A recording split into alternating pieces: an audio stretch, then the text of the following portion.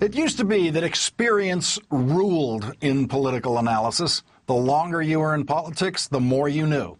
Now, experience means nothing because the American electorate is changing too fast for us poor pundits to keep up with it. A new article in the National Journal points out that if President Obama faced an electorate with the same racial and ethnic composition of the 1980s, President Obama would have lost the 2008 election.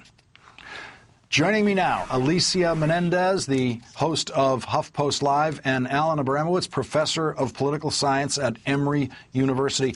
Professor, you've studied this demographic change that has occurred in the electorate. You went over this exit poll data and all this information for the National Journal and putting that article together. What are the highlights? What are the big changes between now and, say, the Reagan era on who is going to the polls in America and voting? Well, I think the biggest change by far has been the dramatic increase in the percentage of non-white voters. Just since 1992, actually, the percentage of non-whites within the electorate in 2008 doubled. It went from 13% to 26%. Another change has been change in education levels. So we have fewer voters now with only a high school education and more college graduates and more with a post-college education. But certainly the racial transformation of the American electorate is really the big story, and it's an ongoing story. It's one that is almost certainly going to continue for the foreseeable future.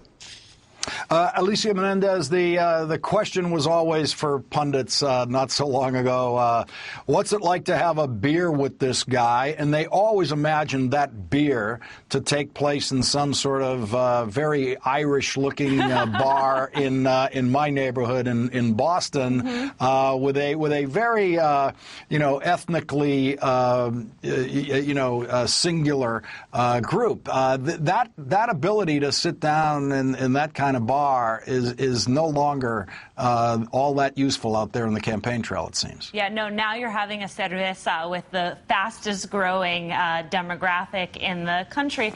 And you look at someone like George Bush, who was able to win 44% of the Latino vote. That then dropped to 31% with John McCain. We now see in some of these polls Mitt Romney only polling at 14% with Latino voters. So as the country has changed, so too has the Republican Party, and it has changed in the wrong direction. This is a dynamic electorate. It's a growing electorate. If you had George Bush at 44%, if Romney was able to meet those numbers, he would be doing incredibly well with Hispanics. It would actually put him at margins of victory in a lot of states.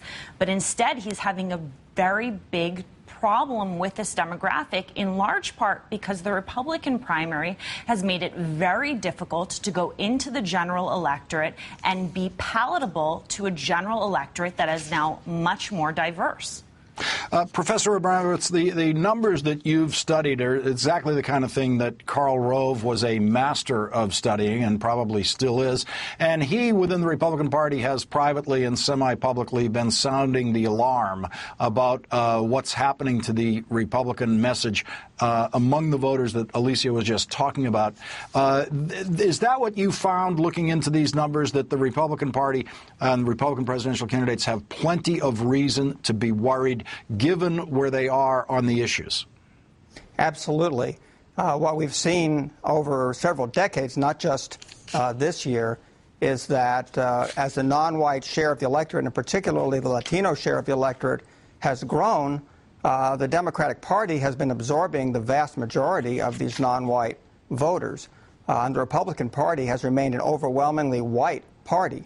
And that is a very dangerous place to be in a country that's becoming increasingly diverse. And I don't see anything going on this year that's going to change that trend. And, Alicia, the Latino vote seems to be one group left in our politics, anyway, that believes in government's ability to do things. A Gallup poll shows that 56% of Latino voters believe the government should do more to solve the country's problems versus 35% who believe it should do less. And, of course, the Republican position is that the government should do less. And when you look at additional polling, I think what's most interesting, if you hone down, is it's really those young Latinos, 18 to 29. They are the fastest growing subset of both the youth electorate and the Hispanic electorate, and they overwhelmingly believe that that is the government's role. So going into not only this election, but elections to follow for the next 20 years, they're going to play a critical role. Alicia Menendez and Alan Abramowitz, thank you both very much for joining me tonight. Thank you, Lawrence.